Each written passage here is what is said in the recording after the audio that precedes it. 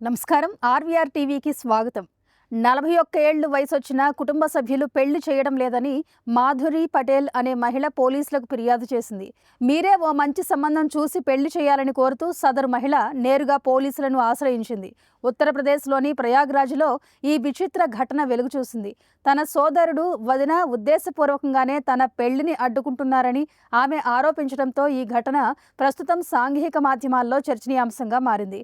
తనకు పెళ్లి చేసుకోవాలని ఉన్నా పెళ్లి ఖర్చులు భరించడం ఇష్టం లేక తన అన్నయ్య వదిన వచ్చిన సంబంధాలన్నిటినీ పదే పదే తిరస్కరిస్తున్నారని ఆవేదన వ్యక్తం చేసింది.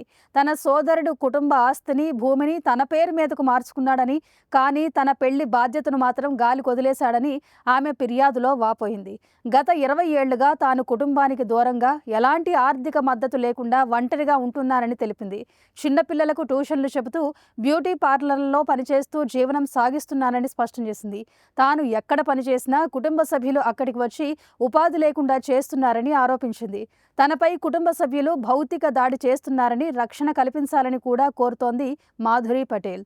దీనిపై పోలీసులు స్పందించి ఇరు వర్గాలకు కౌన్సిలింగ్ ఇచ్చారు. ఇలాంటి కరెంట్ అప్డేట్స్ కోసం చూస్తూనే ఉండండి మన ఆర్వీఆర్ టీవీ. లైక్ చేయండి, షేర్ చేయండి, సబ్స్క్రైబ్ చేయండి.